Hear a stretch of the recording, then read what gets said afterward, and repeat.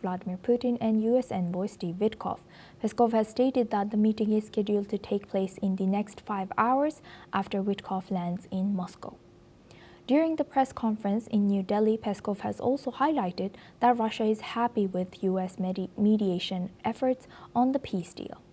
This meeting comes after Ukrainian president met with his European counterparts who supported the war-torn nation and stated that Ukraine will not cede its territories. Now for this discussion, we welcome Glenn Grant. He's a former advisor to the Defense Minister of Ukraine, joins us live from Kyiv. Thank you very much, Glenn, for joining us again. Good to see you. Glenn, how is your analysis on current peace efforts towards Ukraine and Russia? Do you think that it is feasible? No, I don't. I don't at all.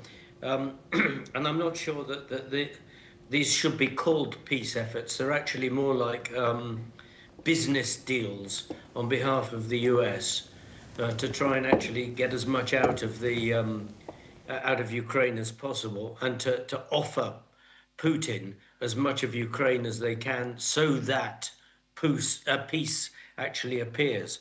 I'm sorry, but I just don't see Putin agreeing to this. He thinks he's winning.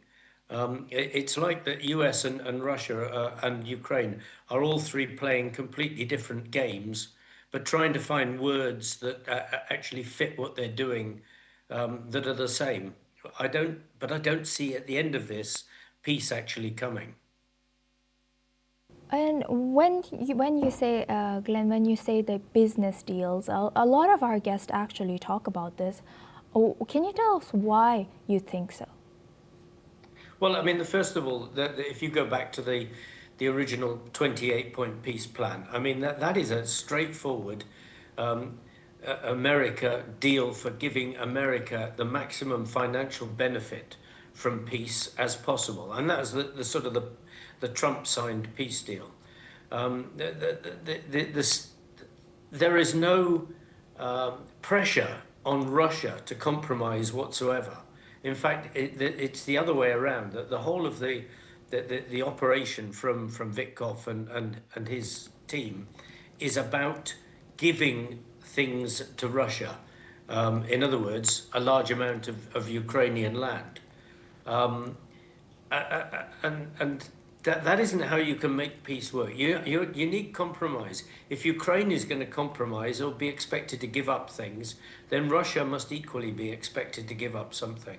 Otherwise, it just comes back to what Witkoff has actually written, which is that basically America gets money for joining in and doing this, and some of it goes back to Russia. When you say that, you know, Ukraine and Russia both should give up something, what should Russia give up? Oh, Russia should pull out. She's already lost huge amounts of her land, and she should actually pull out of Ukraine now and accept what has happened so far, because Russia has already lost 1 million people and destroyed all the complete Soviet Union army that it had before. So that would be the compromise that they give up, or at least possibly offer to pay something like $2 trillion in repatriations if they manage to persuade Ukraine to give up the land. But I don't believe that Ukraine or the European Union will accept giving up any Ukrainian territory. So we are in stalemate, hence really no peace plan. Right, and you know, in the talks there's a particular individual who's not a politician that's present, Jared Kushner, being son-in-law. Why is he tagging along in these big bilateral talks among countries? Well, I think that Trump doesn't actually trust very many people, but he can trust people in his own close family, and he obviously either wants someone to keep an eye on Witkoff, or other people within the talks, or he wants Witkoff reinforced by someone that is in his family, so that Putin understands that when he's dealing with Vitkov, he is actually dealing with Trump. And these things are very personal to people. So it's very difficult to actually to make a judgment exactly what is going through Donald Trump when he sends his family to actually to do something that is, one of the major international actions of the time. 100%, yes. Glenn, thank you for sharing that. Please stay with us as we come back to you for our next discussion as well. Now we stay on this topic. Ukrainian forces say heavy fighting is still underway in Pokrovsk, a key logistics hub in Donetsk, even as Moscow claims it has captured the town after months of intense battles. A day earlier, Russia's defense ministry has released a video that appeared to show its troops raising a Russian flag over the central square. Ukraine's Eastern Command says search and assault operations continue and that the Russian unit that planted the flag was pushed back, though it stopped short of directly rejecting Moscow's claim.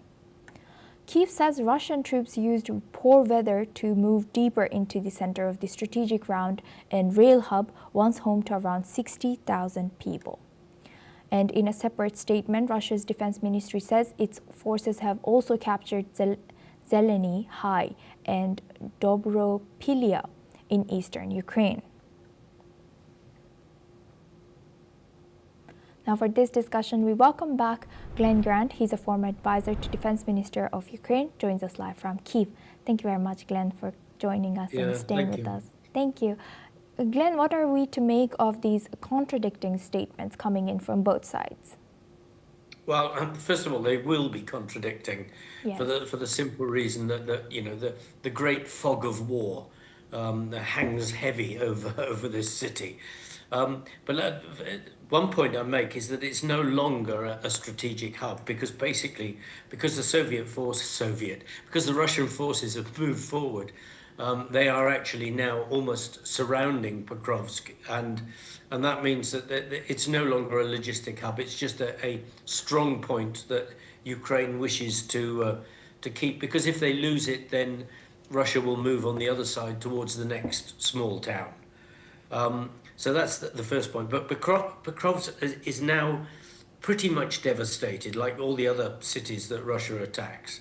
But there is a large portion of it that is held by Ukraine. So Russia can claim, yes, we've got the city, because they can put a flag in the main square. But the main square is not actually right in the middle. So it's it means that both sides can actually claim ownership of a large part of the city, but neither side actually really has it complete. Right. And how long has this been going on in Pokrovsk? I feel like it's been 2 weeks. Russia is saying the same thing about Pokrovsk. And what operational factors, such as weather, that Russia claimed that the weather, or Ukraine claimed that weather was used on Russia's behalf when moving in towards not the center, but the key place. Yes.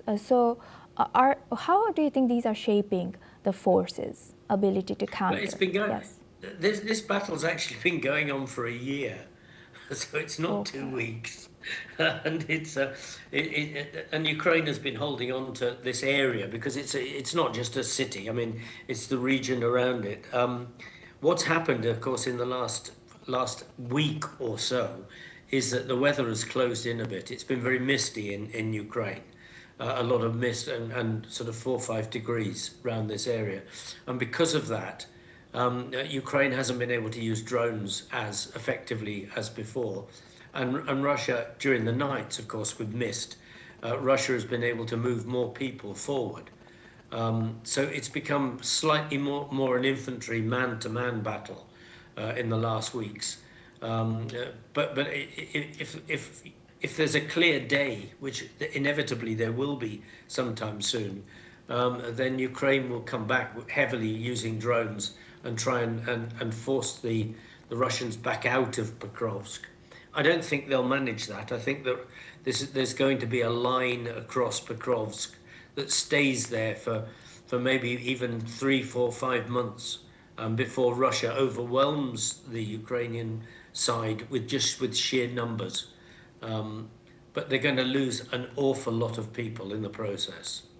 100%. Thank you so much